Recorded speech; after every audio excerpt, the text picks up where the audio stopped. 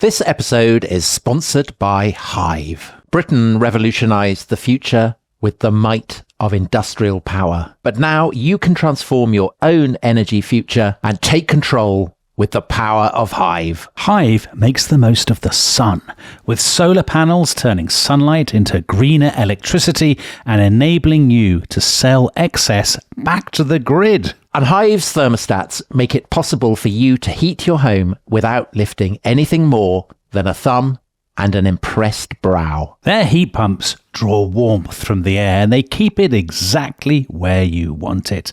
No smoke, no waste. Hive's EV charger lets your car charge quietly overnight, recharging while you do too. Hive brings it all together. Heating, charging and solar, managed from one simple app in a quiet revolution. In the long history of power, Hive helps you finally know yours.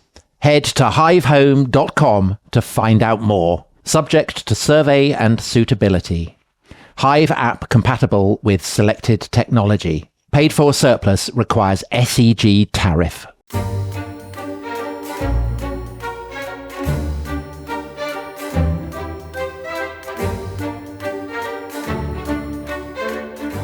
Your physician in ordinary to the Queen, entrusted with the well-being of the heir to the throne. Only you had reason to believe that these unfortunates, these whores, these traitors, destroyed your life's work. Below the skin of history are London's veins. These symbols, the mitre, the pentacle star, even someone as ignorant and degenerate as you can sense that they course with energy and meaning. I am that meaning. I am that energy. One day, men will look back and say I gave birth to the 20th century. Crikey. So that's Johnny Depp and Ian Holm in the film From Hell, which was released in 2001. And our thanks to the studio for giving us that authentic audio recording. And From Hell is an adaptation of the comic book by Alan Moore and Eddie Campbell. So the first person speaking, played by Johnny Depp, was Inspector Frederick Aberline. And he is confronting the man he now knows to be Jack the Ripper, who is not a poor labourer from the East End or a Polish Jew or an American cowboy or any of the other theories that were so popular in the newspapers in 1888. The second man speaking there, played by Ian Holm, was a man at the very height of the British establishment, a man who has masterminded a conspiracy to cover up a scandal that would have brought down the monarchy and perhaps the British Empire itself. Tom, you a fan of that performance there? Do you think that was a good performance? Yeah, it's a huge fan, and particularly of Ian Holm's black eyeballs, which he has by this point in the film. And he will come to a horribly sticky end. Maybe we shouldn't give away who he's playing. We shouldn't, but we will reveal in due course. And I think it kind of illustrates the way in which the story of Jack the Ripper is so sensational, so melodramatic, that people want a solution that is as sensational and melodramatic as the crimes themselves. The idea that it could just have been some random psycho, and perhaps particularly a random psycho from the same streets as the victims, is not something that people really want to contemplate. They want someone who is spectacular, dramatic, preferably famous. And I guess that explains, doesn't it, why ever since the Ripper seemingly vanished into thin air after the murder at Miller's Court in November 1888, people persist in coming up with solutions.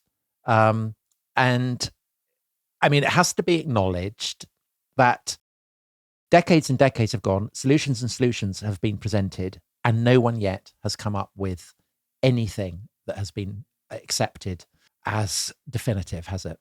No, not at all. And I think your point about the search for meaning, for the solution to have a sort of deeper meaning, actually reminds me of the series we did about the murder of John F. Kennedy. So remember when we did that, we were saying, you know, for conspiracy theorists, The idea that somebody so powerful could be shot and killed in an instant by a nobody. And it might not mean anything. There's no conspiracy behind it. It doesn't tell you something about the inner workings of American democracy or capitalism. That's unbelievably frustrating. It feels like you're waiting for the end of a story and the end never comes. And so with The Ripper, people want it, I think. People love the idea that it has a suitable killer to match the melodrama of the moment, and that killer must tell us something about the anxieties of the age or the secret workings of Victorian Britain or whatever. Well, I think it does, actually, and we'll be revealing our own solutions at the end of this show. I mean, I think it does, but I don't think it's kind of about the operations of high society or anything like that. I'm just going to put that up front. But of course, the other contrast with the JFK assassination is that, I mean, people may dispute that it's Lee Harvey Oswald, but there is clearly a suspect who stands centrally and that I think most people would accept did do it. That's the difference. So to quote Philip Sugden, who we've been referring to a lot throughout this series, because his book, The Complete History of Jack the Ripper, is really the definitive survey of the case. He writes about the quest for the identity of Jack the Ripper, and he says just up front, where anything at all bearing upon the killer's identity has come to light, it has proved at best inconclusive, at worst downright fraudulent. In this context, those who hunt the Ripper are vaguely reminiscent of the Spanish conquistadores, those foolhardy adventurers of 4 centuries ago who, driven by shimmering visions of El Dorado, cut their way through steaming jungles or toiled across burning deserts to find at their journey's end not the riches for which their souls longed, but clusters of dirt villages or desolate plains. It has to be said, Dominic. Yeah. It doesn't stop him from going through the list of suspects. And it's not going to stop us, is it? No, and I can promise the listeners, you will not get dirt villages or desolate plains. You will get cities of shimmering gold at the end of this podcast, because we will go through the suspects, won't we? We will discuss them one by one. We'll treat them, with the respect that their cases deserve. We'll weigh them in the balance, and at the end, we will pronounce a definitive verdict. And I think after this episode, people will say, case closed. It's done. Would you like to remind people of what it is we're investigating, the salient details of these extraordinary series of cases? So this is what people need to keep in their heads, right, as we go through the suspects. We're looking for somebody who killed and mutilated about 5 or 6 women, we can't be certain, in the East End of London in a very short period of time, August, November 1888. Now, to remind people, all the murder sites are in a very narrow area. They're within 1 square mile of the East End and the City of London. So, as Sugden says in his brilliant book, the assumption surely must be, not least given the way the killer was able to escape and to evade witnesses and whatnot, to get away without being seen, and to move in the night when he killed 2 people, to move so quickly between one location and another location, the assumption must be that he is a local man one way or another. Either he lives in the area or he knows the area extremely well. Or he's a spectre or a phantom. Right. In other words, if you think, well, he lives in a palace some miles away, Yes. You've got a bit of explaining to do. Now, there are multiple witness reports. Let's assume that maybe some of these witness reports are of the wrong person, or they're fabricated or whatever. Even if that's the case, there are still enough of them, I think, to have a rough idea of the kind of man who's been seen talking to some of the victims. A white man, average or below average height, in his late 20s or 30s. Most people, not all, but most of them say he's kind of shabby genteel. So he's not a laborer necessarily. He's not covered in the dirt of his trade, so he's not obviously identifiable. But he's not wearing a top hat and wearing an opera cloak and so on and so forth. He wears the dark clothes of a working man who perhaps is coming away from or going to a place of work. Yes. He's probably got a moustache. There's a lot of accounts that say he's got a moustache, as so many people do. And there are multiple accounts that describe him as wearing either a peaked cap or hat or a deerstalker hat. So, I mean, another salient fact perhaps is the days of the week on which the murders take place. So Polly Nichols is murdered on a Friday. Yeah. So that's the early hours of a Friday. Annie Chapman, early hours of a Saturday. Liz Stride and Kate Eddowes, early hours of a Sunday. Mary Jane Kelly, early hours of a Friday, but that Friday is a bank holiday. And just to throw in Martha Tabram, the first victim, she's murdered on the Tuesday morning after a bank holiday. So all of those murders in some way are, they are at a weekend or kind of adjacent to a bank holiday, which again, perhaps suggests that this is a person in regular employment. Right, because you can't commit murders if you're at work, right? And not only that, the killer is striking generally between the hours of midnight and 6 o'clock in the morning. That would suggest that the killer is somebody who probably is not married, does not have children, or at least has some kind of arrangement that will allow him to go out and desert his wife and children overnight. Or has a job that requires him to walk through Whitechapel in the early hours of the morning or come back from a job.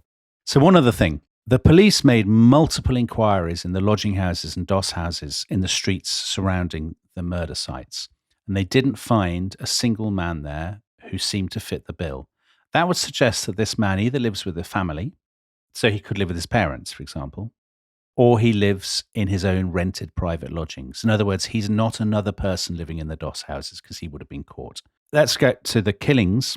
I think the killings undoubtedly show that the man has some degree of anatomical knowledge. So cutting out the organs and things and all of that. The cutting out the organs.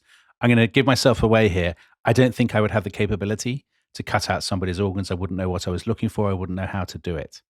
He does. So he's familiar with a knife and how to use it, and he's familiar with the innards of the human body, or of a body anyway. And finally, I think we need to consider why the crimes ended when they did. I mean, this is a massive question, isn't it? We were actually talking about this with the team before we started recording. Why does he stop? Because if you've been escalating and getting more and more of a kick from doing these terrible things, you're not just going to give it up. It's not unknown, is it? So there are examples of the Zodiac Killer. The Zodiac Killer is an example. There was the so-called Monster of Florence. There are big gaps and hiatuses, but it is very unusual. It's more likely that the killer would stop because he died. He might have taken his own life. He might have emigrated. He might have been imprisoned for some other crime. We just don't know. And I think all the more so for the fact that if we include Martha Tabram in the list of the people that he murdered, the mutilations are of an escalating ferocity, which implies a kind of gathering frenzy. So that is also something to bear in mind. So, to the suspects. We are going to begin with the ones that we have labelled mad theories. So these are suspects that have been presented as kind of serious suggestions that we nevertheless think basically are lunatic. Go on then. So I'm going to begin with what I think is the single maddest theory of all. And it was proposed on the 24th of November, 1888, in an edition of a magazine called The Advertiser by an unnamed antiquarian who, and I quote, had been consulting an old historical manuscript. And he writes, "It seems that there was an old monastery in the 16th century on the spot where Mitre Square is now situated." So Mitre Square is where Catherine Eddowes was murdered. "As was not uncommon in those days, the morality of the monks was not of the highest order, and in addition to many other crimes, one of the fraternity put the finishing touches to his wickedness by murdering a woman whom he had smuggled into the monastery at the foot of the altar. A curse was pronounced on the spot, and it was on the same place where the altar used to stand that the unfortunate woman, Eddowes, was murdered. The writer of the story asserted in his letter that there is a plan of the old monastery in the British Museum which enables the spot to be accurately identified." So Catherine Eddowes was murdered by a curse that dates back to the Middle Ages. The obvious flaw in this theory is, what about the other ones? There's no answer to that, is there? No, there's no answer. I mean, that's just, that's bonkers. That is bonkers. So I think we can dismiss that one out of hand. So that's those ghosts of a monk or whatever. But what about people who weren't ghosts? So there are a lot of famous Victorians who end up being dragged into this story, aren't there? So tell us about some of those. Again, I think it's a kind of guiding assumption that Jack the Ripper is so famous. I mean, one of the most famous people who lived in 19th century Britain, that you want someone whose real life identity was kind of a matching celebrity. Right. So these are some of the famous Victorians who have been identified as Jack the Ripper. So William Ewart Gladstone. 3 times Prime Minister. And the reason that he is fingered is because he was a great man for going out at night and rescuing prostitutes. That is basically the only reason for suspecting him. Yeah, he rescued prostitutes, or he basically just talked to them about the Bible, didn't he? And then he flogged himself, but he didn't flog them. And also he's must surely be one of the single most recognizable men in Britain in the late 1880s, as well as he's about 140, isn't he? Unless he's disguised himself beneath a deerstalker cap and a dirty working man's coat. I feel like Gladstone is a man who would absolutely give himself away. I mean, he's so recognizable. So it's obviously not Gladstone. Then there's Lewis Carroll, author of Alice in Wonderland and so on, who supposedly, he loved a kind of tricksy rhyme and a kind of anagram and things like that. And supposedly in his writings, there are anagrams in which he confesses to the murders. But I think this is very much on the Paul is dead level of historical inquiry, kind of playing Beatles tracks backwards to prove Paul McCartney's dead, or looking at his writings and just kind of coming up with stuff. I mean, anyone can do that. Yeah. I also don't see him as a man with a close knowledge of the back streets of the East End. Surely Lewis Carroll would massively stand out. No, because he's in Oxford. He's a very kind of shy, retiring clerical person. It's like Charles Dodgson. Like people are going to spot him a mile off. Yeah. Then W.G. Grace, the famous hirsute cricketer, he's been proposed because he was a doctor. But also the most recognizable man in Britain at that point, because of his beard. Yeah. And also, and this is going to be a bit of a theme of this episode, he's off playing cricket all the time. So he probably couldn't have done it. Lord Randolph Churchill, the father of Winston Churchill, and he is proposed because he was basically went mad with syphilis. Which is true. Yeah, he did. Syphilis is it plays quite a role in the theories that we're going to be looking at. The idea that you're driven mad by syphilis and you might have been given it by a prostitute, and therefore you have a vendetta against prostitutes and you go out and kill them for that reason. But again, Again, a very recognizable, well-known man, and also famously well-dressed. So he would stand out he would stick out like a massive sore thumb in Whitechapel. Talking about people who would stick out like a sore thumb, I think after the kind of the ghost of the monk, I think the single most improbable person who's been suggested is Joseph Merrick, aka the Elephant Man, who had a distinctive appearance. I think it's fair to say he would stand out, I think. But the reason he's been proposed is that he was living in the London hospital in 1888. So he is on the location. He was a famously kind and gentle man. Yeah, he's a lovely bloke, right? He's a really, really lovely guy. He's not going to have done it. And then a real wild card, which takes us back to 2 episodes we've done before, History's Greatest Eunuchs and the assassination of Abraham Lincoln. And this is Boston Corbett. Oh, the guy who shot John Wilkes Booth. And he had, people may remember, he had castrated himself after being propositioned by a prostitute. He was so upset by this that he hacked his testicles off. And then in due course, he gets, after he's killed Booth, he gets confined to an asylum in Kansas. And Dominic, when does he escape from that asylum, do you think? So he escaped in 1888. Oh my God. Do you know what, Tom? Actually, the more I think about it, he's as mad as a hatter, literally, because he's been driven mad by the mercury in hats. He's got a history of violence because he has killed somebody. He has a history of very unfortunate interactions with ladies of the night. He looks an increasingly plausible suspect. Yes. And, nobody knows what happens to him once he's left the asylum. So it's perfectly plausible. Yeah. He could have crossed the Atlantic. And ended up in Whitechapel. However, for that, there is no evidence. So I suspect that none of those people are guilty. But there is one final kind of the most famous person who has been accused of being Jack the Ripper. And this is the Prince Andrew of the House of Saxe-Coburg, isn't it? So this is Prince Albert Victor, the Duke of Clarence and Avondale. Now, this is probably the suspect that most listeners not super familiar with the case will be looking forward to hearing about, because in the popular imagination, I think it's the one that is kind of become most embedded.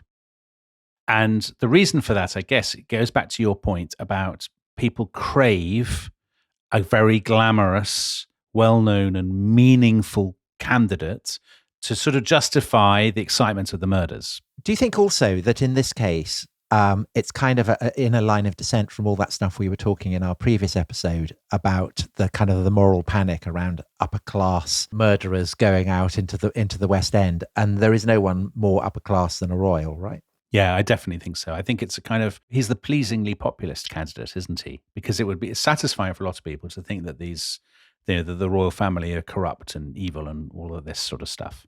So he's the grandson of Queen Victoria. He's the eldest son of the Prince of Wales, the future Edward VII. So he is second in line to the British throne. So he is, he's an important person.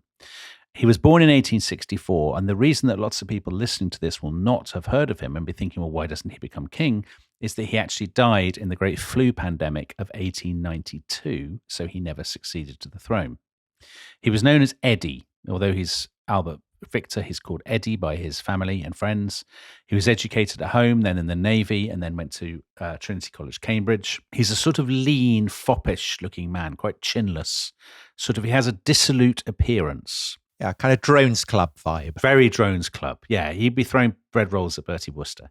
And he's best known today, apart from the Ripper business, because he was caught up in a scandal in the summer of 1889 about a male brothel in Cleveland Street. It was basically a gay brothel. One of the people who was a customer was his father's equerry, Lord Arthur Somerset. And the American newspapers said, not only did this guy, Lord Arthur Somerset, go, but Prince Eddie was also a customer. Now, the British ones didn't say he was a customer for obvious reasons.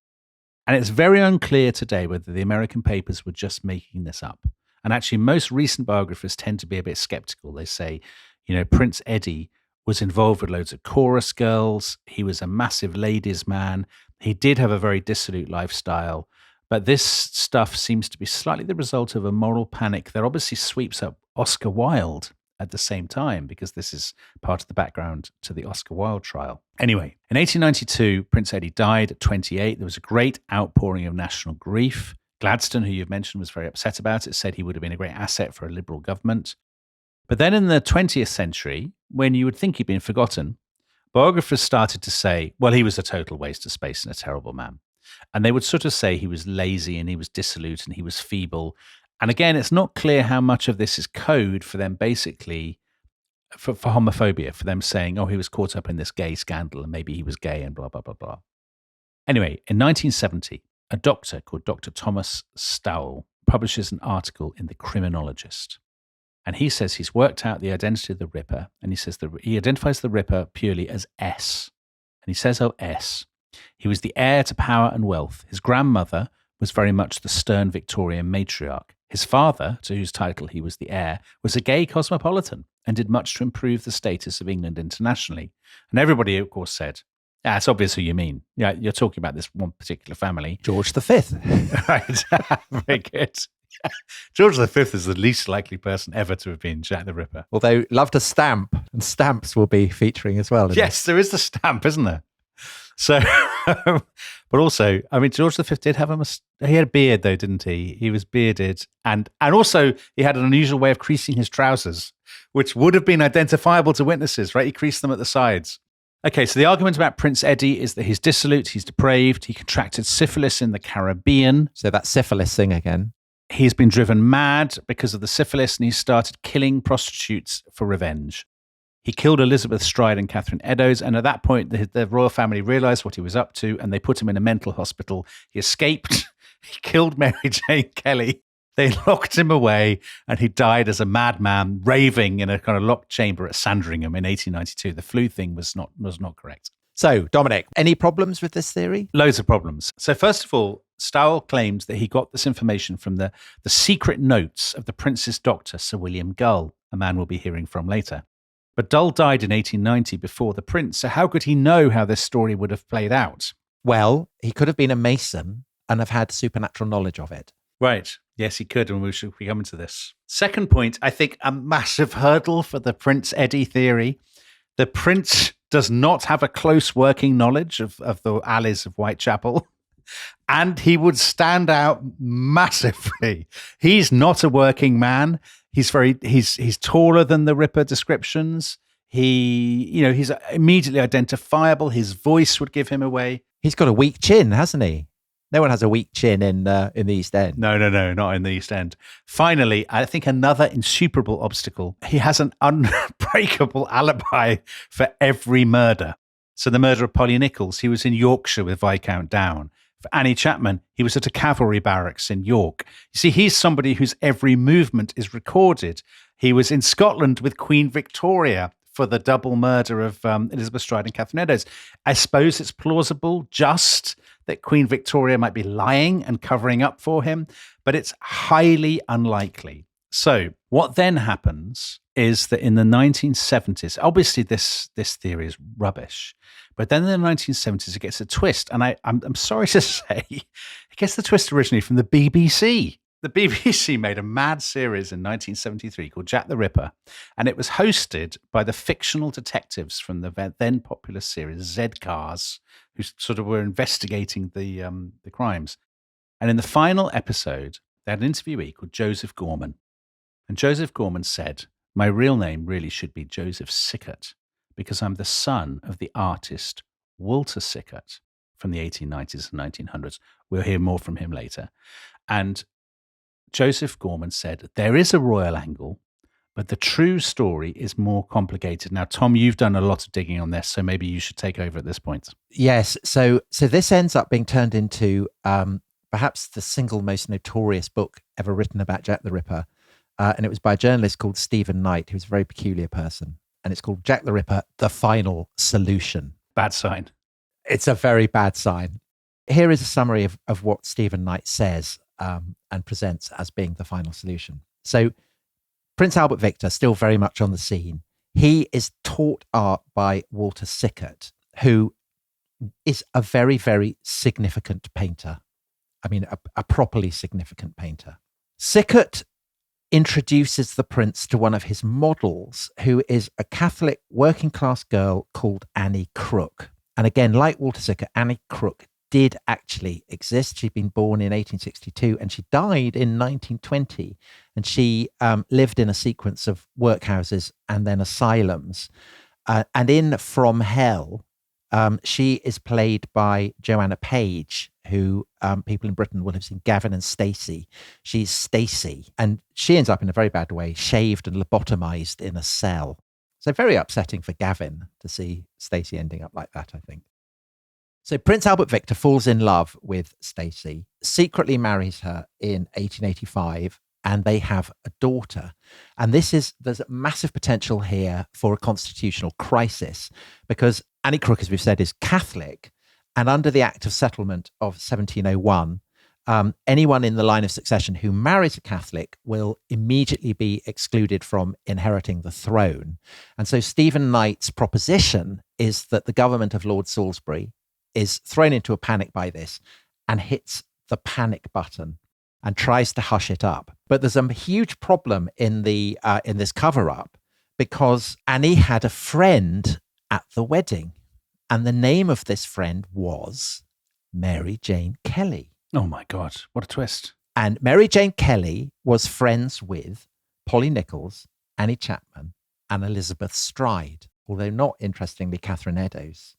And they team up to blackmail Lord Salisbury and the whole British government. And so Lord Salisbury then has no option but to invoke the full powers of the state, and specifically to invoke the Freemasons. It's the deep state, isn't it? The Freemasons are running the deep state. It's the deep state. So we've mentioned that Sir Charles Warren was a Freemason, the head of the Metropolitan Police. According to Stephen Knight, so too was Sir William Gull, who was the chief royal physician. And Sir William Gull goes out in a carriage and he murders them, each of these women, according to Masonic rituals, with the assistance of Sir Robert Anderson, the chief of the CID, who people may remember was always on holiday in Switzerland. So people might think that's potentially a slight issue. And they murder Catherine Eddowes, and that's a case of mistaken identity. Oh, yeah.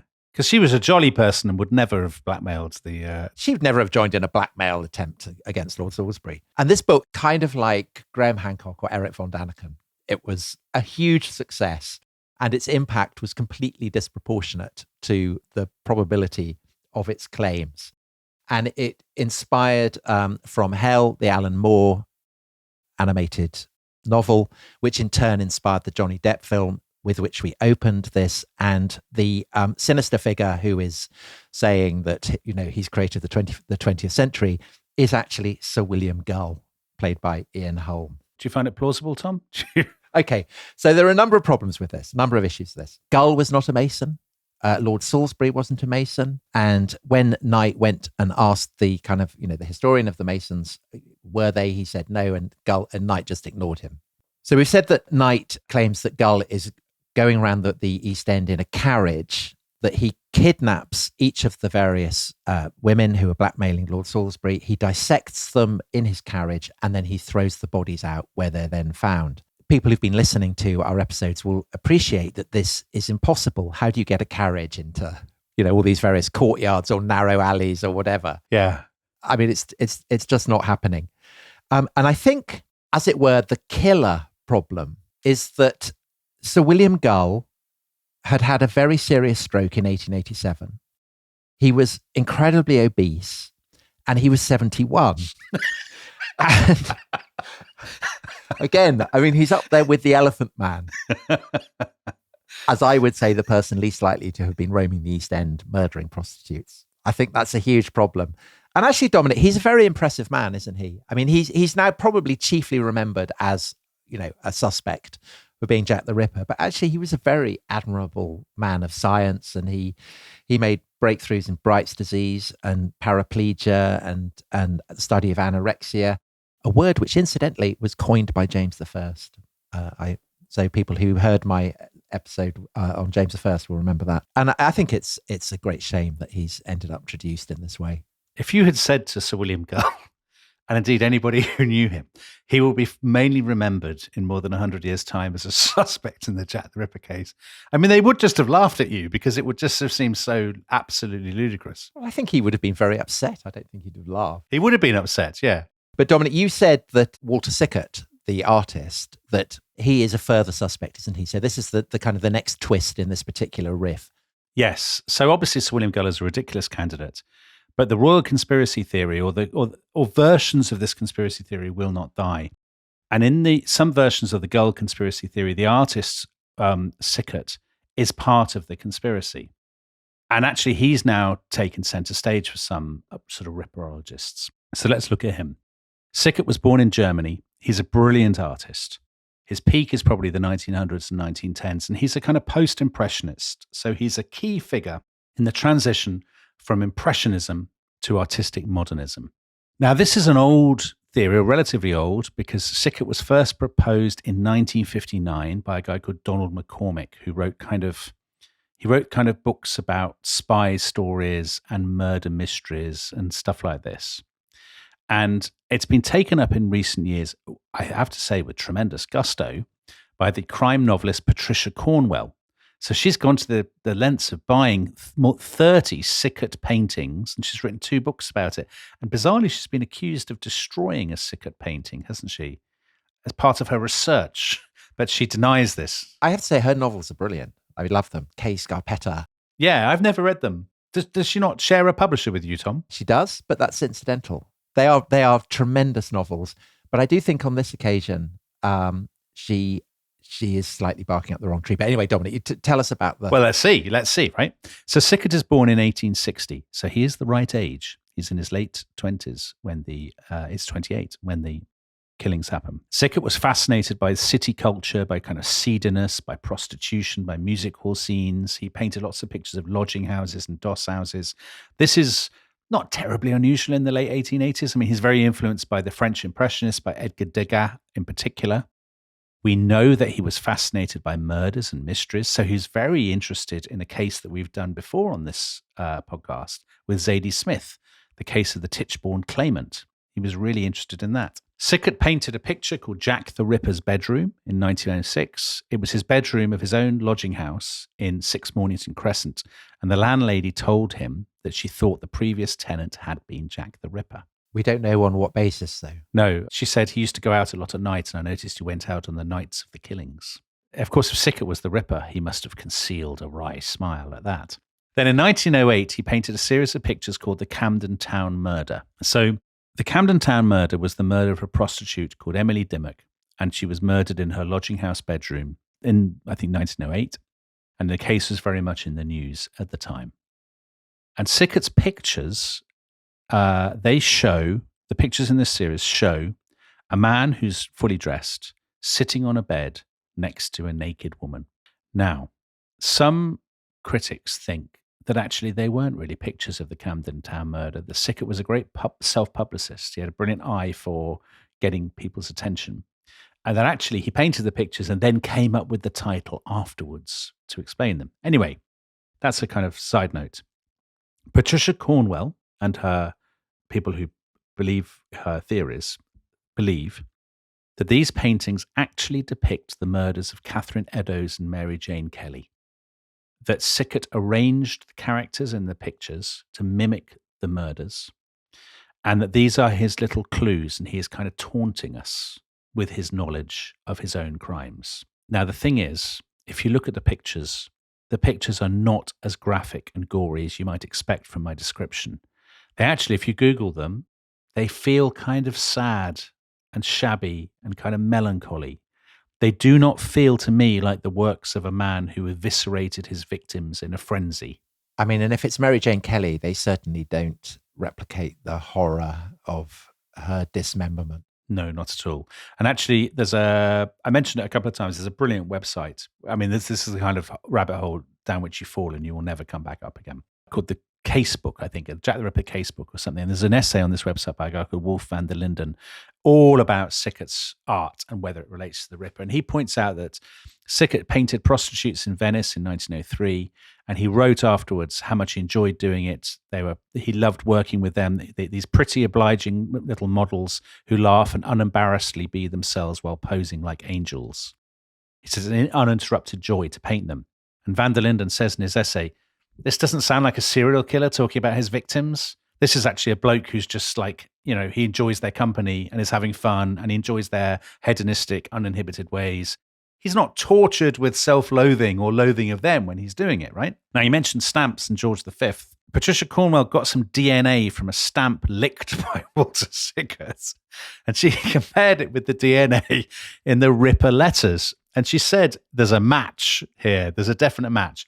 Actually, the match, as much as 10% of the population could have this same DNA. And the letters are hoaxes, almost certainly. And if the letters are hoaxes, which they probably are, then that doesn't tell you anything. So I think DNA testing is a kind of, it seems like a massive opportunity for ripperologists, but there is barely an example of it being used that doesn't come across as mad. Exactly. I think it's a kind of a terrible temptation that should be resisted. There are a couple of other big problems with the Walter Syrett thesis. Number one, Walter Syrett lived until 1942. Is it plausible that he carried out these killings in an escalating frenzy and then just stopped and never did anything like it again? The youthful jeu d'esprit. Maybe. Yeah, we've all behaved badly in our youth, haven't we, at times? The other thing is, Walter Syrett lived on and off in France during the late 1880s, and his biographer, Matthew Sturgis, says, I'm pretty certain he was in France for at least 4 of these killings, which I think is insuperable. The one thing I will say, however, I noticed that in the studio chat of this podcast, Aaliyah, who is herself German, says, never trust a German.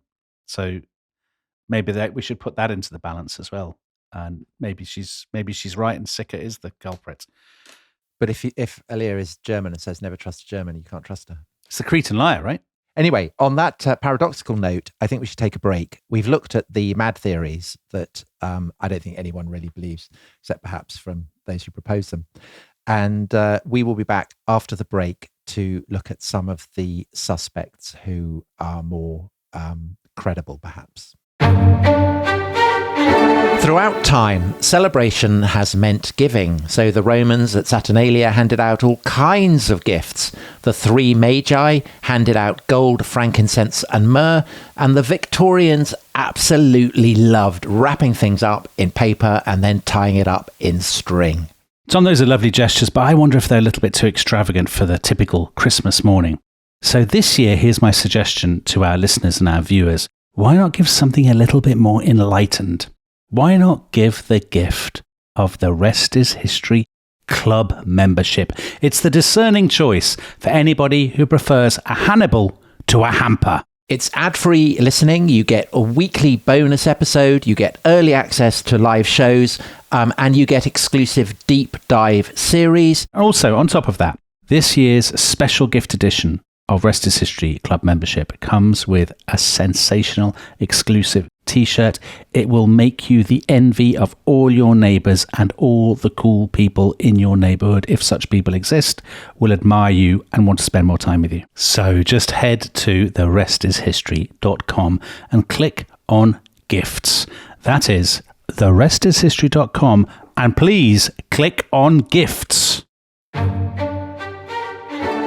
This episode is brought to you by Rocket Money. Tom, we often talk about how to organise our finances. I'm very conscious that I'm paying for a lot of mad subscriptions. And there's one thing that we've talked about often on this show. It's the thing that we probably hate more than any other, and it's a hidden fee. I would love to get my finances under control. There are all these things piling up on our bank statements, and I think I need to fix this problem. I need to sort this out and to stop this. I mean, my finances are so chaotic that I need this app. So I'll tell you what it is. It's called Rocket Money. It's a personal finance app that helps find and cancel your unwanted subscriptions. It monitors your spending, and it helps to lower your bills so that you can grow your savings. With Rocket Money, you can track all of your subscriptions, and you can easily cancel within the app with just a few taps, saving you time, avoiding charges. And you can also set budgets and goals and get personalized insights and regular reports to track how you're doing. They will even send you real-time alerts for large transactions, upcoming bills, refunds, and even low balances. So let Rocket Money help you reach your financial goals faster. Join at rocketmoney.com/ishistory. That's rocketmoney.com/ishistory. rocketmoney.com/ishistory.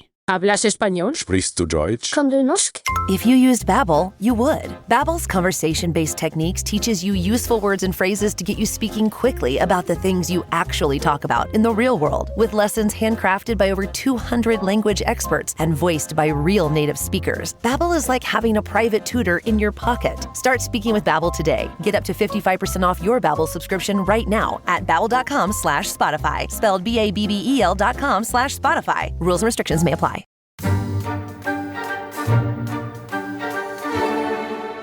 Welcome back to The Rest is History. This is shaping up, as our team have just been discussing, and with great delight, I have to say, and they're really excited to work out that this is shaping up to be one of our longest ever episodes, because we are deep into going through the suspects in the case of Jack the Ripper. We have dismissed the madder suspects. We are now going to look at the more serious suspects, and we're going to start with the suspects that were propounded by Inspector Frederick Aberline. So this is somebody who knew the case better than anybody.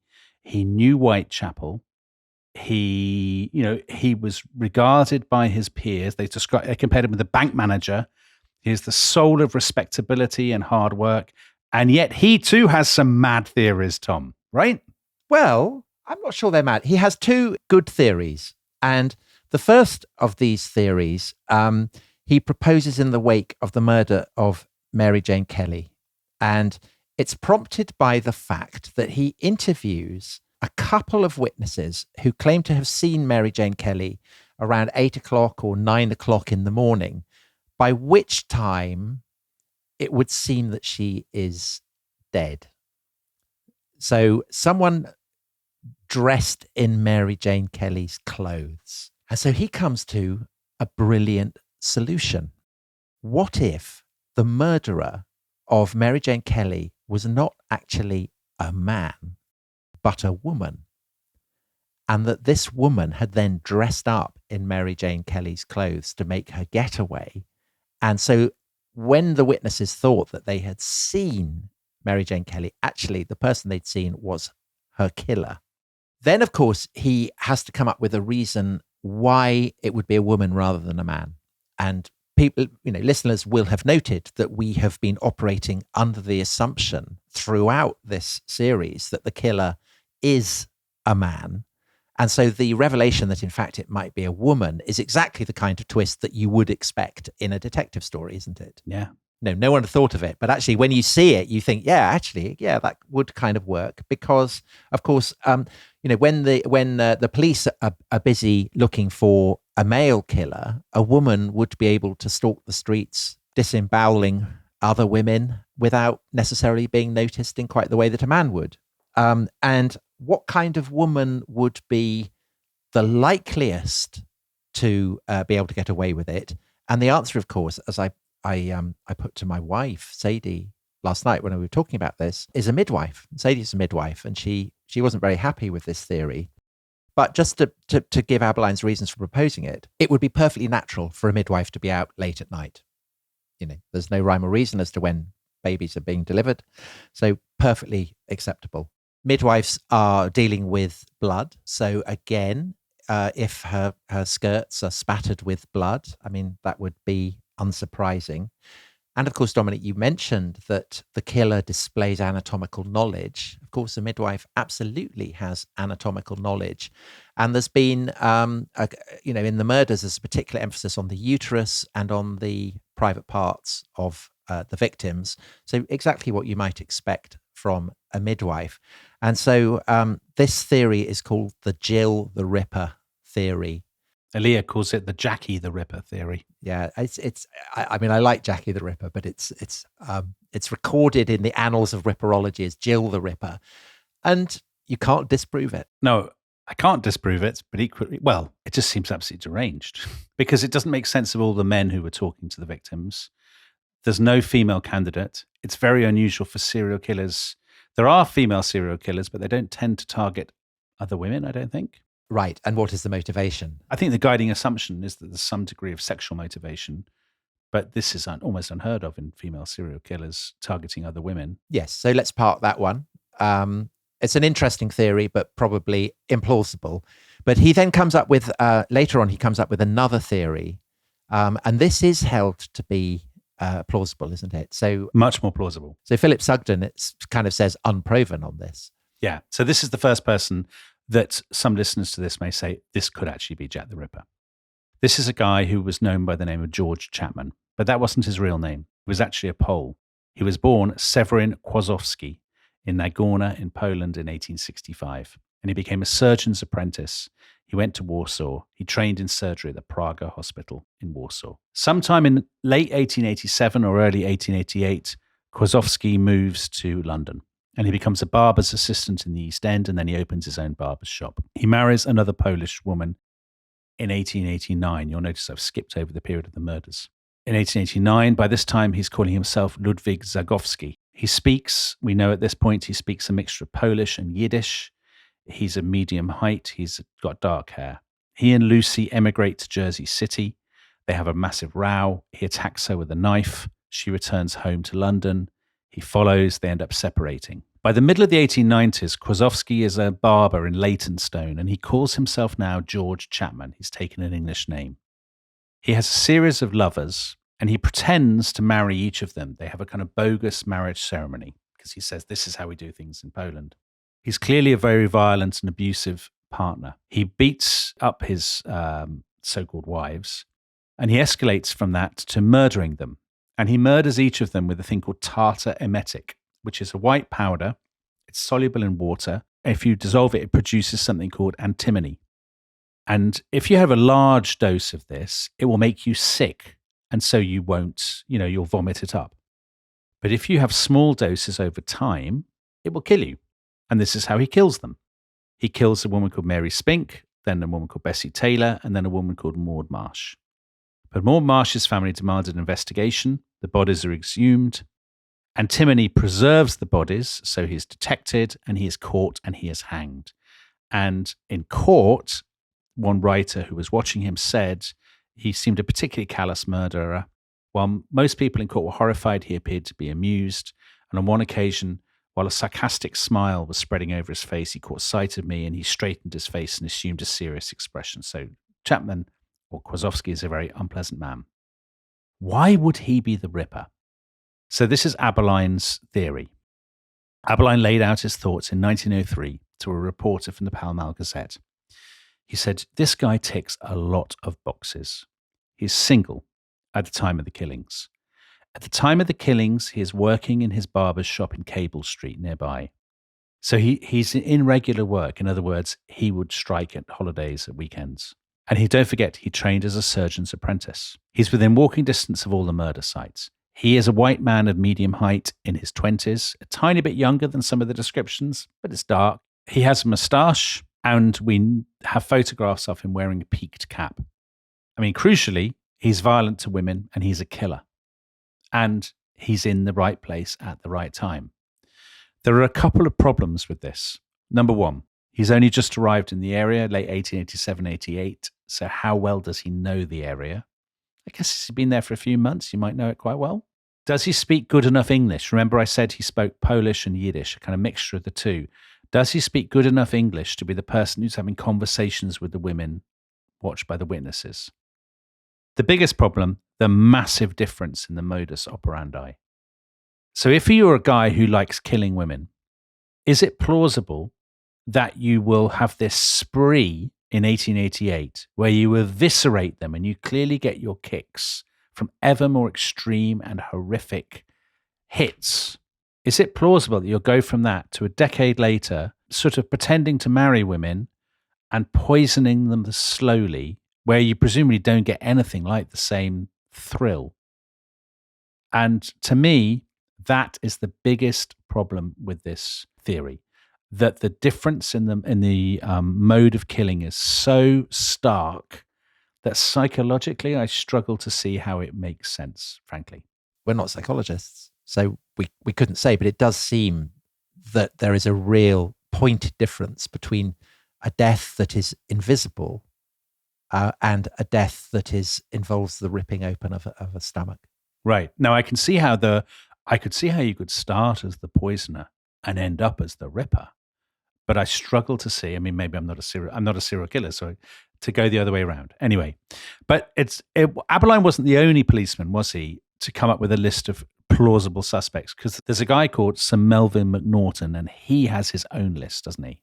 He does. So this is probably the single most famous document in the entire history of the search for Jack the Ripper.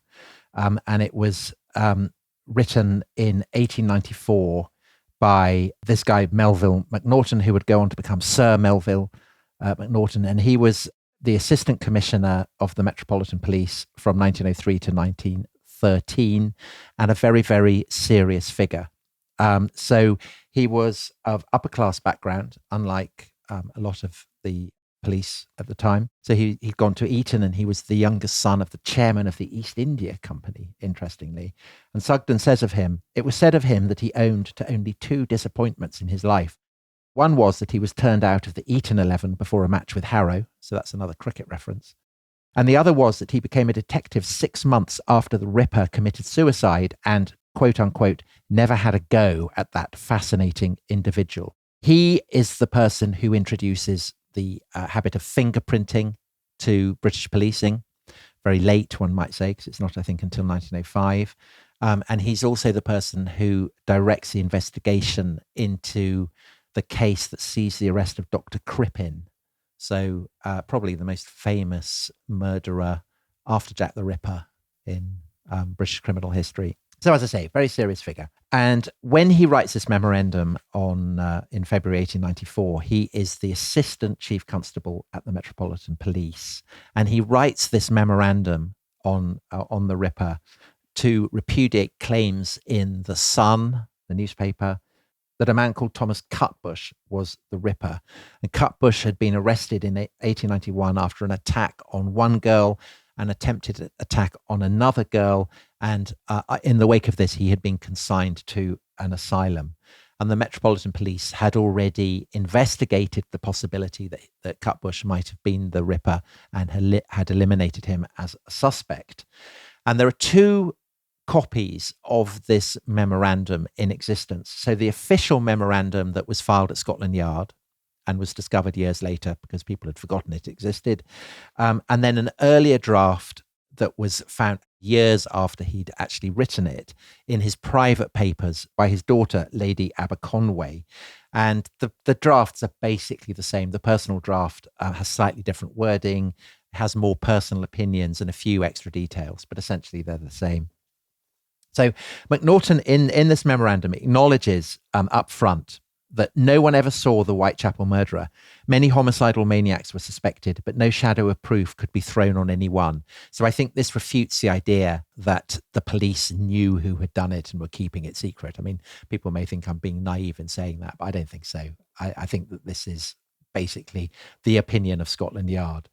And McNaughton then goes on to list 3 men, and he says, any one of whom would have been more likely than Cutbush to have committed this series of murders.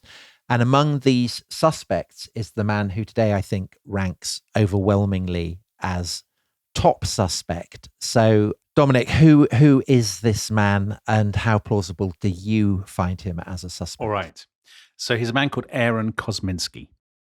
Now, McNaughton in his memo describes him as follows: a Polish Jew and resident in Whitechapel. This man became insane owing to many years' indulgence in solitary vices. He had a great hatred of women, especially the prostitute class, and had strong homicidal tendencies.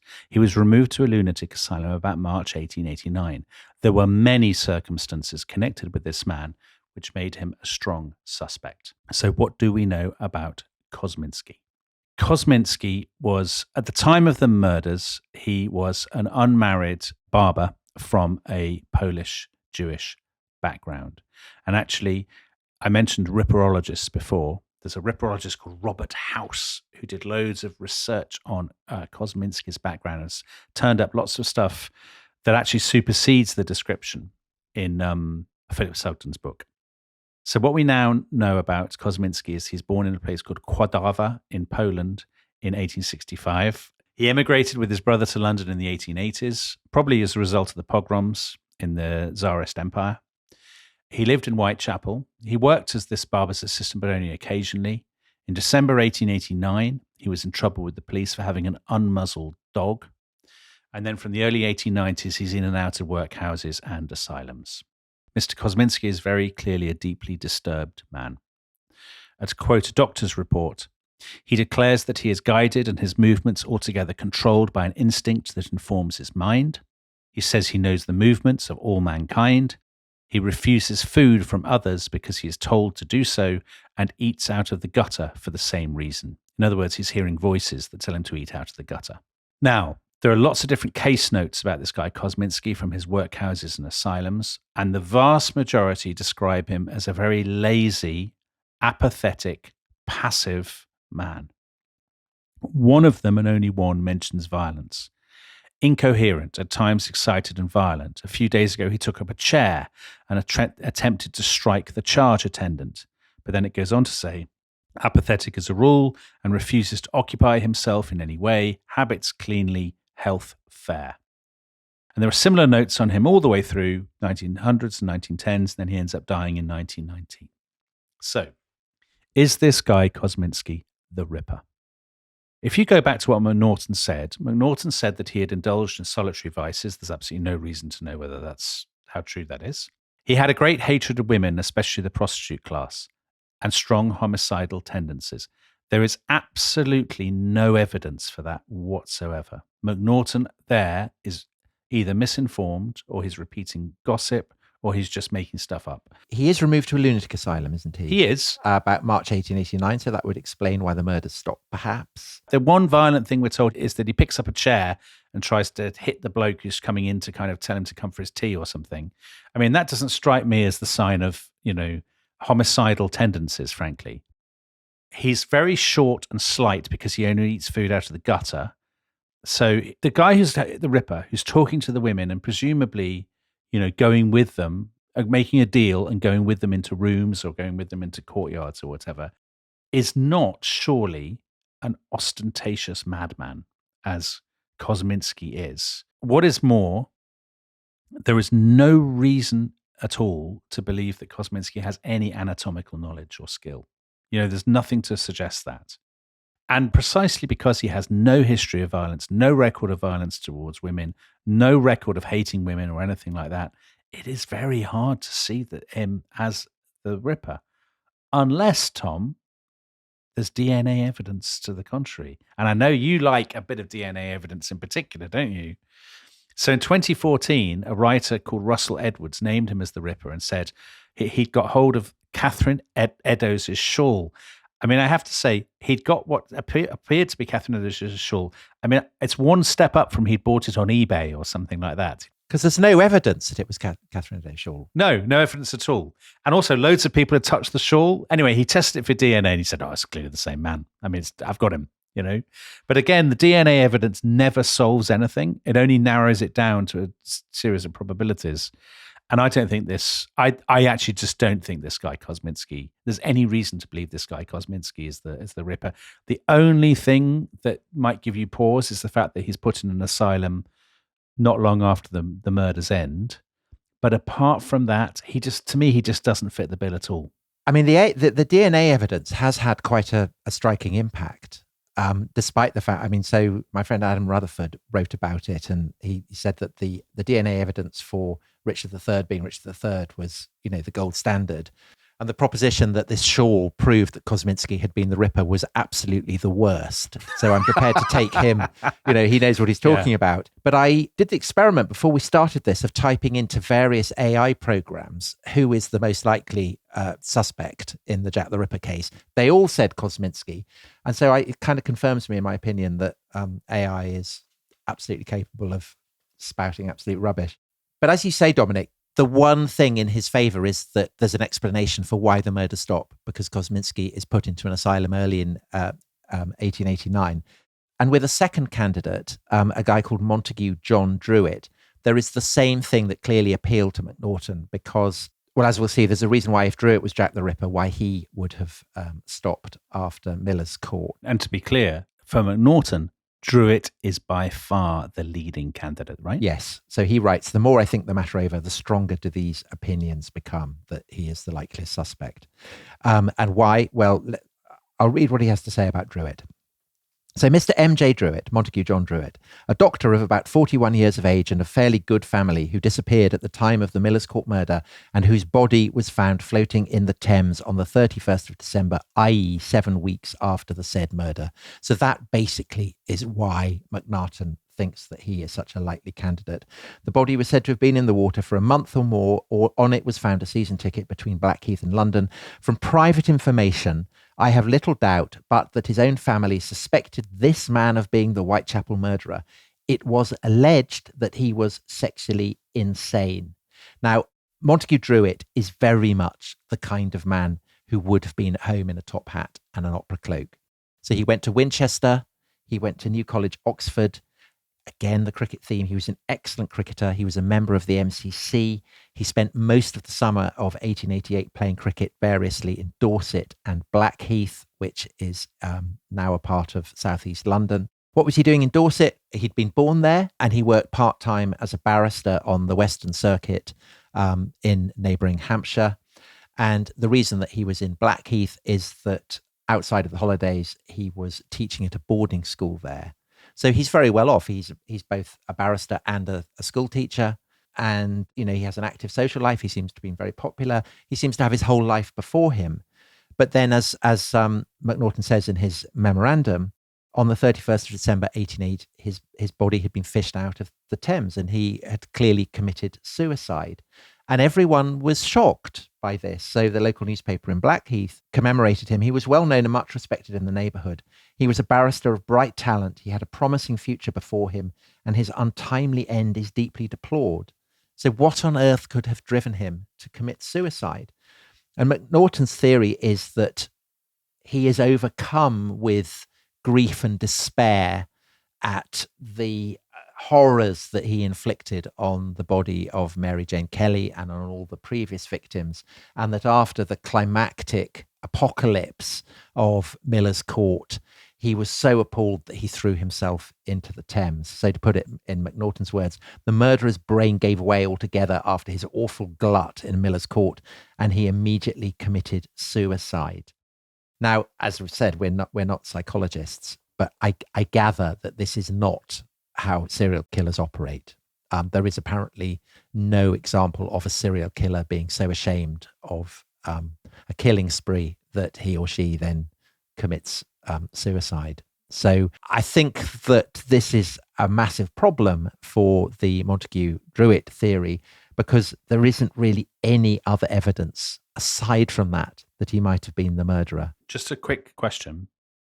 If he didn't kill himself because he was the Ripper, do we know or do we have any idea why he would have taken his own life? His mother had been confined to an asylum in July 1888.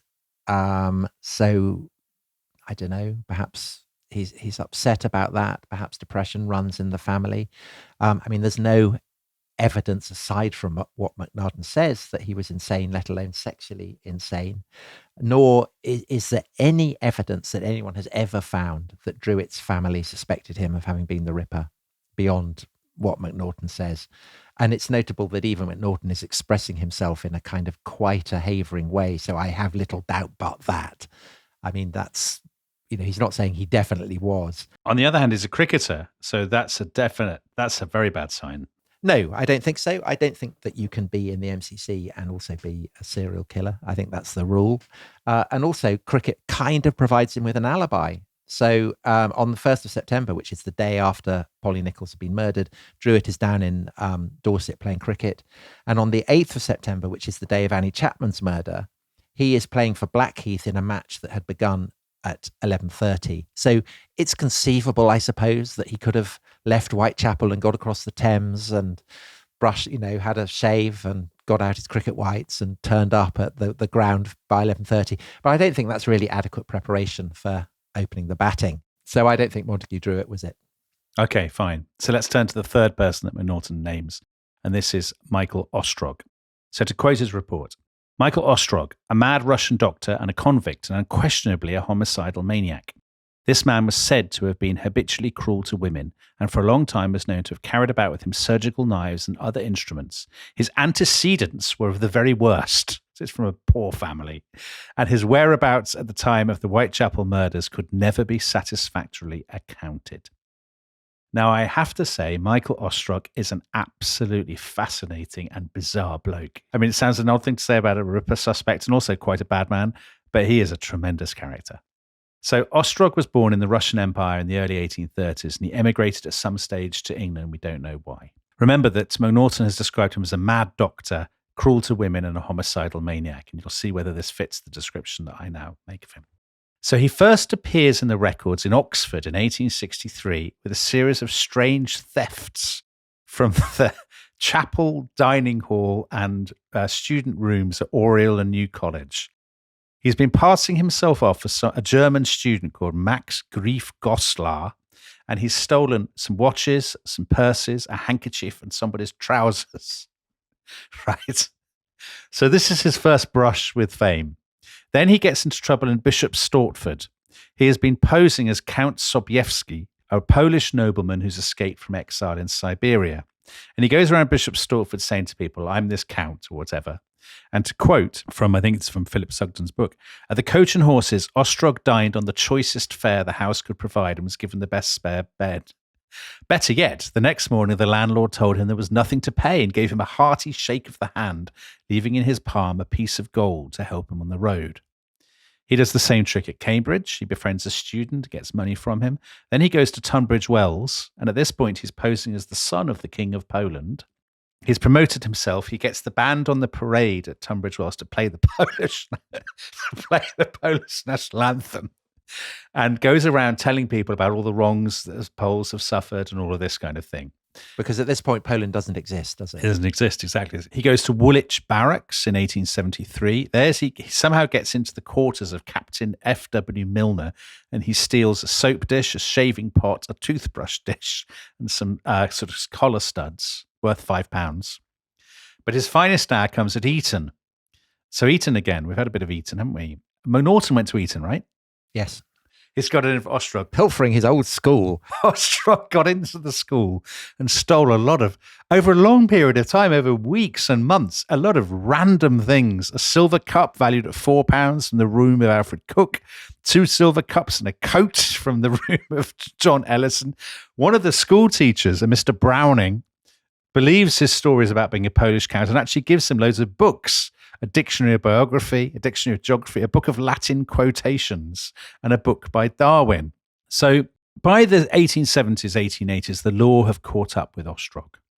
And he's in and out of prison. And he's up sometimes in the newspapers. People will say, this bonkers con man has turned up in our town, stealing silver cups and Spanish dictionaries.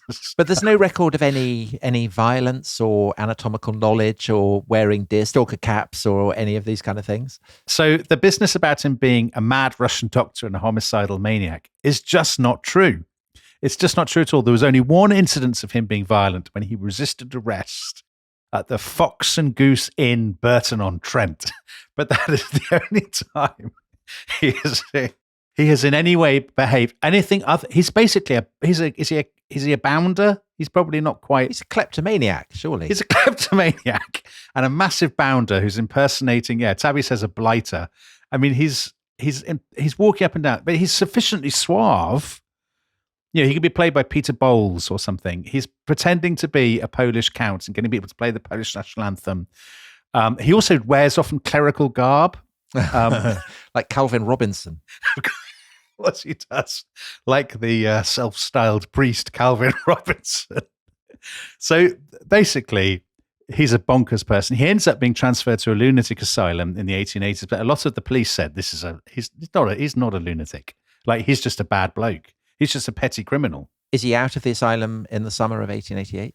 He is out of the asylum in the summer of 1888, in the autumn. So it could be him.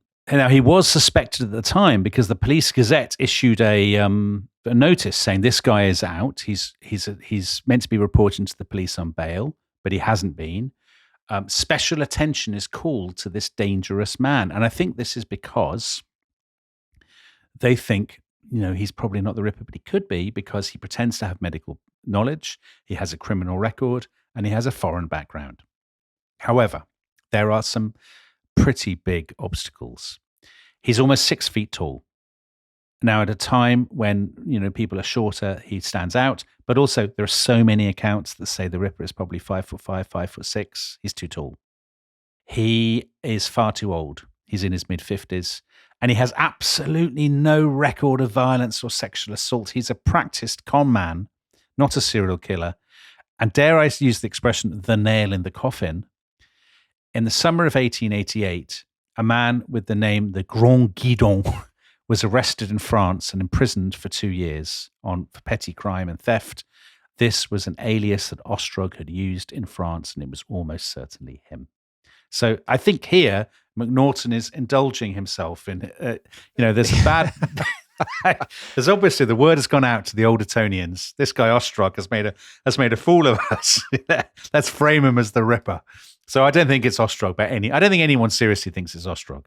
Okay, so those 5 candidates are the ones that we get from police at the time, and listeners can decide how plausible any of those are. Obviously, there have been lots more since, and we'll just look at a couple of the more salient ones, and then there's a particular group of suspects as well that we'll end with.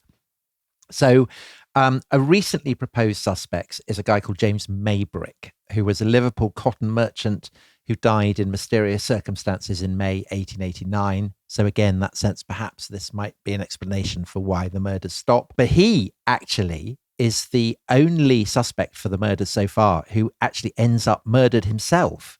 Or was he? Because his wife Florence was accused and then convicted of having poisoned him with arsenic.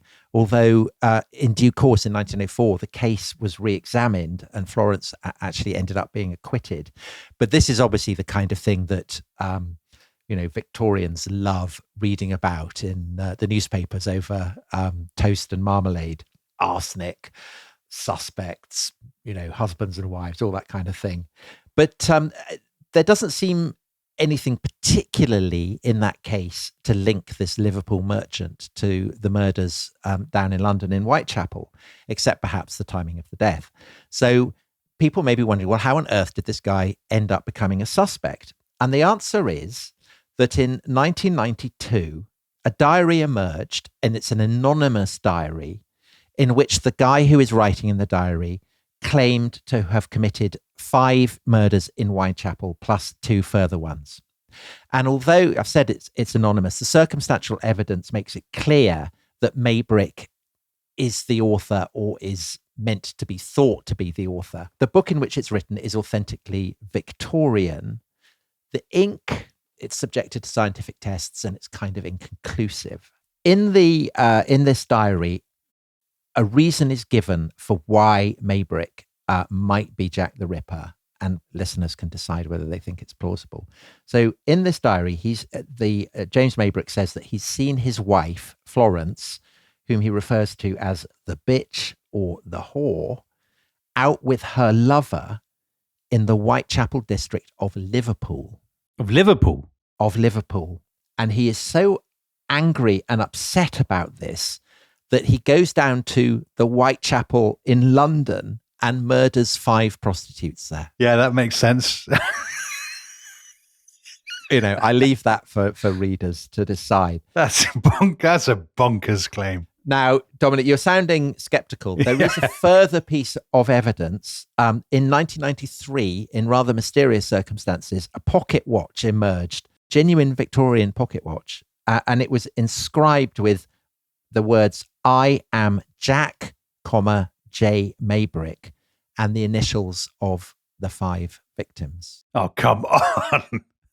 That's laughable. Did Jack the Ripper walk around with his name on a pocket watch and the initials of his victims? Come on. Well, that's what this pocket watch seems to suggest. Purely because his wife had been carrying on in a district of the same name in a different city. Well, shall we find out how this journal turned up? Talk me through the provenance of these important artifacts. Okay, well, it was produced by an unemployed scrap metal dealer in Liverpool who claimed he'd been given it the year before by a mate in a pub.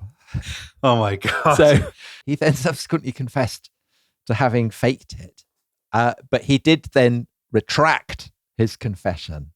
A further issue with taking this as a something that isn't faked is that all the murders in the diary have clearly been lifted from contemporary press reports. They reproduce all kinds of mistakes and fallacies and errors. And what's amazing is that this is even listed still on, you have lists of suspects and James Maybrick still appears on it, but it's so clearly and palpably a fake.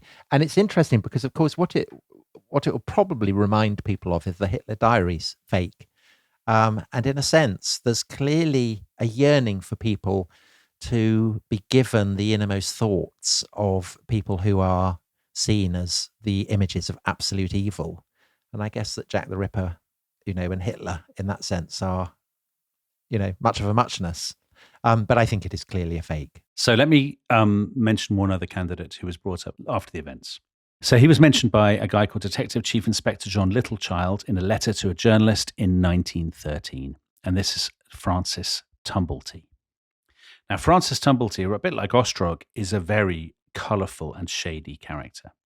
He was probably born in Ireland around 1833. Then his parents moved to Rochester, New York. So he's an Irish American. As a boy, he's got a very bad reputation. He's clearly a bad sort.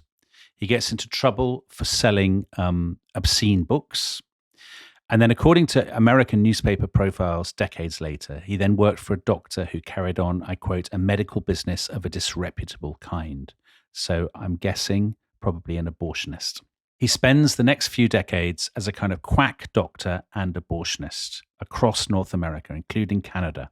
So he's a little bit like Dr. Crippen. He sells kind of mad products that any sane person would surely recognize as ludicrous. So Dr. Morse's Indian root pills or Tumblety's Pimple Destroyer, for example. He goes around, we're in the kind of 1860s, 1870s. He claims to be a former surgeon in the Union Army in the American Civil War. He's arrested for parading in military uniform and fake medals. At one point, he's actually arrested in connection with the assassination of Abraham Lincoln. So, because he's just such a shady and mad character, and his life is so baroque that I can't possibly summarize it here. If you look at him online, if you look at, for example, his Wikipedia page, you'll see a photograph of him, which gives you a sense of the flavor of the man. He's wearing a kind of Ruritanian military uniform. He's wearing a spiked Prussian helmet, and he has probably the maddest moustache you'll see on, even by rest of history standards. It's a moustache that is, it's far wider than his head. It's probably twice the width of his own head. A moustache that would have been noticed on the streets of Whitechapel. Undoubtedly would have been noticed. However, there are a couple of things that stand out. There's one account of Tumblety by an American journalist, Charles Dunham, who knew him. And Tumblety said to this guy, "I love collecting anatomical organs." And he boasted of having the uteruses of a dozen women in jars. So he collected these things in jars, which is all a bit weird and sinister. And he told Dunham that he hated women. He saw them as sinful. He loathed them. The problem with this is that Dunham himself made stuff up. He was, as a journalist, he got into trouble for making things up. He had 12 different identities, which is a bit weird. And we can't really trust him completely. One other detail, Tumblety was almost certainly gay. We know this because in November 1888, because he would travel between America and Britain, in November 1888, the Met arrested him for indecency, and on the 16th of November, he appeared before the Marlborough Street magistrates and was told he was going to have to appear at the Old Bailey. But he broke his bail. He fled to France under a false name. And the American press started reporting that the Met suspected him of being Jack the Ripper. He ended up back in New York. There was talk of him being extradited, but the Metropolitan Police did not pursue it, and he died of a heart attack in 1903. So the argument for him being the Ripper is as follows. He's a bad man. He's a doctor, or a quack doctor anyway. It's possible that he hates women. He probably collects people's organs in jars, which is frankly weird. The argument against, he's a bit too tall. He's 5'10". He's visited Europe and Britain many times, but there's no evidence that he's especially familiar with the East End. As you pointed out, Tom, his enormous moustache. Have you seen his moustache online? I have. It's bonkers. He's got a truly massive moustache, especially if he's got that and he's wearing his Prussian spiked helmet. He's very, very good. Blending in. The Elephant Man and W.G. Grace. He's a bad man, but he's not. There's no evidence that he's a madman, a violent man, or a murderer. And there is an issue with his sexuality. There are gay serial killers, but they tend to target men, young men. They almost never target women. So it's a struggle, it's a stretch to think that Tumblety, I think, is the Ripper. Okay, so that's him eliminated as well. So there's just one final collection of suspects, all of whom have been kind of proposed, I think, in kind of recent years. And these are people who either knew or met the murder victims, because it is usually the case, I gather, in investigations into murder that it turns out to be someone who knew the victim. So Joseph Barnett, Mary Jane Kelly's common law husband, he's been named as a suspect. George Hutchinson, the guy who met with supposedly the bloke in the Astrakhan coat. Yeah, but he was making that up, surely. Yeah, so Charles Lechmere, who people may have forgotten him, but he is the guy who first came across Polly Nichols' body and was then joined by another person going to work. And they went off and found the policeman and said, oh, there's a body down there. And the possibility of him being the Ripper was first suggested in the year 2000 by a Ripperologist.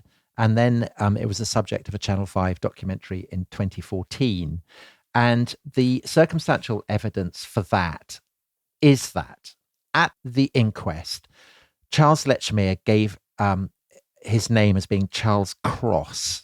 So a different name. Was he perhaps trying to disguise his name? The reason why he would have done that is that his mother had remarried when he was a child to a policeman called Thomas Cross. So presumably, he was known both as Cross and Lechmere. But, I mean, it's a possibility.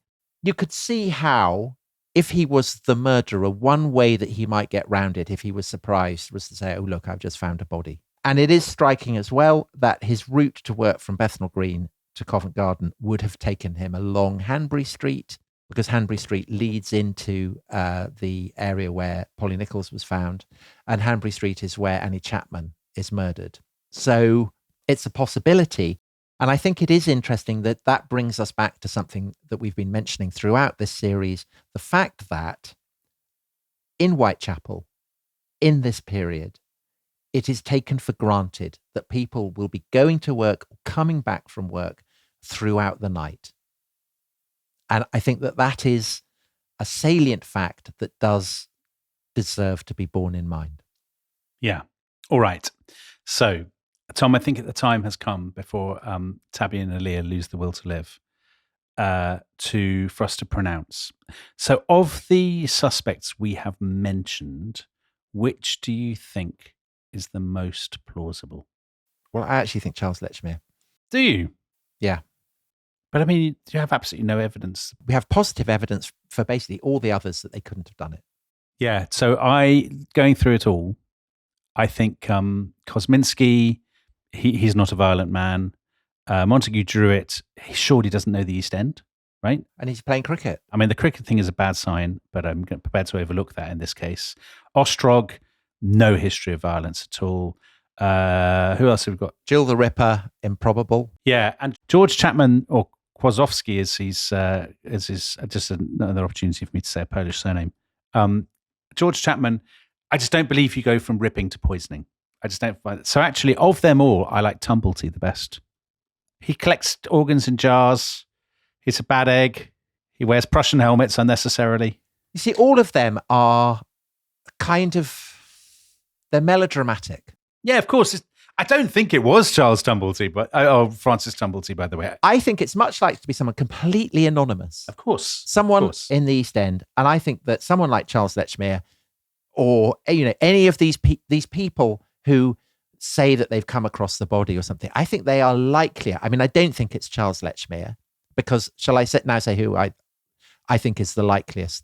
Go on. So this relates to where Polly Nichols is found.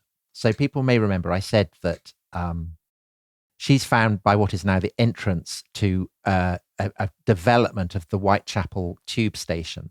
And the Whitechapel tube station opened in 1876, the East London Railway, and then it was expanded in 1884 when the District Railway, now the District Line, was built, and then the Elizabeth Line was built recently. And the Elizabeth Line was built over the most notorious knackers yard in the East End, and this was called Barber's Horse Slaughterhouse, and it was on Winthrop Street, and Winthrop Street ran parallel to Bucks Row, where Polly Nichols was found. So this knackers yard is between Bucks Row and the railway line and the underground station, and it is one of a number of yards that is owned by London's largest purveyor of knackering. So that's the slaughtering of horses. And every day, huge numbers of horses have to be hacked to pieces. And in 1879, a vet noted that one knacker man told him that he had cut up about 2,000 horses annually. So there's a lot of dismemberment. As a knacker man, you have to know your way around the body of a horse, and you would become very, very adept at dismembering the bodies of horses. But it's not just about the dismembering of corpses, because essentially there is no part of a horse that a knacker's yard doesn't make use of. So you boil the bones down. This draws out the fat, which you can then use as axle grease or to oil harnesses. You can use it actually to oil cricket bats. Montague Druitt. Yeah. And then the bones are used to make, I don't know, cutlery or carriage interiors or whatever. And the hooves are used to make glue. And the stench of this is so vile that they can only be boiled during the night. And therefore, because of this, people working in knackers yards have to work around the clock. And so there are shifts, and slaughtermen are, a matter of course. You will see them walking through the streets at night, either arriving for a shift or leaving a shift. And we know that there were 3 slaughtermen who were working at Barber's Horse Slaughterhouse on the night that Polly Nichols' body was there, because we have their names because they went to view her corpse. And these are James Mumford, Henry Tompkins, and Charles Breton. And they gave the details of their kind of movements that night at the inquest. And they said that they started work between 8 and 9 p.m. So the previous evening, so that's the Thursday. They'd finished it at 4:20 a.m. on the Friday morning. So that's around the time that Polly's body is found. And also at midnight, they said that they'd left the slaughterhouse and they'd returned around 1 a.m. and they didn't leave again until they heard about the murder. So what that suggests is that precisely the time when Polly is murdered, a slaughterman, someone who would be absolutely adept at cutting up a carcass, would have been leaving, the yard that is right next to the murder site. If he lives eastwards, he would have gone down Hanbury Street. That would have been the route he would have taken. Annie Chapman is the next murder victim. So I think that is entirely possible, that someone who is working in that knacker's yard, I mean, there's a reason why he'd be carrying knives. There's a reason why he might have blood. He wouldn't be walking around with his butcher's apron on, but he would, he'd have a heavy coat on, and that might correspond to the coat that is seen by witnesses. And just to say, again, I have no real knowledge of the psychology of serial killers, but 2 points that is kind of folk wisdom. One is that people in childhood or in their youth display an interest in the torturing of animals. They often go on to become serial killers. And I could imagine a case in which, you're a child, the thought of dismembering an animal excites you in some way. And so you find a job in a slaughterhouse. I mean, it would be an obvious career for someone growing up in the East End. So why not? And then perhaps you reach the stage where you think, well, what would it be like to dismember a woman? And the process of murder, as we've said, escalates. And the other thing, it comes from a 2009 study by a criminologist called Amy Fitzgerald, and she noted that people who work in slaughterhouses relative to workers in other interests have a disproportionate number of arrests for violent crimes and sexual offences. Really? That's an interesting fact. So, I can't give a name, but if I had to name someone, if I was Inspector Aberline, I would have, I think, interrogated the workers in that knacker's yard quite intensively. So that's disappointingly similar to my own view. I don't think it was any of the people we've named, just to be clear. I think it's somebody who will never be known. And to remind people, I think it's somebody who lives in the East End. I think merely being there for a few months is not enough. I think you need to know it. You need to feel confident within that world. I think it is a man in his between, let's say, 28 and 35 or 40 maybe. I think he definitely has a moustache. I think he definitely wears a deerstalker hat or a cap of some kind. We've mentioned many times markets, and I think he's a butcher. I don't think he's a doctor or even a medical student. I think such people would probably stand out. They're too genteel in that world. I don't think this person comes across as mad, because there are too many descriptions of them talking, sometimes joking or whatever, with the women before they're killed. So in other words, I think he's perfectly capable of presenting himself as a sane person. And maybe even charming, who knows? Yeah, otherwise I think, would they really go with him? Are you going to go with somebody who you think is a kind of, at a time when there's a panic about serial killers? Are you really going to go into a yard with a guy you suspect of being a madman? So I think I did think about somebody who works in a slaughterhouse, or I thought about a butcher, somebody who's used to wielding a knife, and has a degree of anatomical knowledge. But don't forget, the doctors were divided about just how precise that knowledge was. So therefore, I think probably not a doctor. I don't think he's carrying a black surgeon's bag.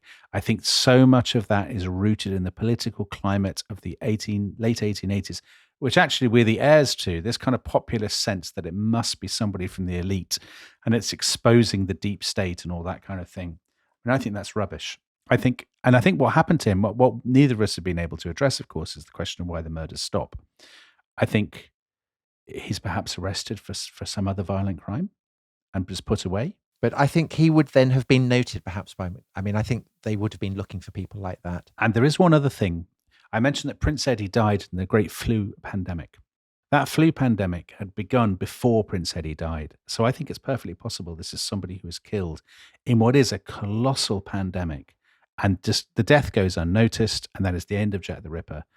And that's why the mystery endures. Yeah, that's a brilliant theory. Well, that's it then. We've solved it. Yeah, so the mystery is solved. No one ever needs to discuss Jack the Ripper again. And this will come as a great blessing to our long-suffering producers who have now recorded, with Theo away, they have presided over the most self-indulgent recording in the history of the podcast. I think this is officially the longest ever. So it's not only our producers who are long-suffering, so too are our listeners. And if you have made it this far, thank you very much. We will be burying Jack the Ripper and his victims there, and we will not be returning to exhume them for a while. For a while? That sounds ominous. Well, never say never. Never say never. But thanks so much for listening, and happy Christmas. Yeah. Bye-bye. Bye-bye.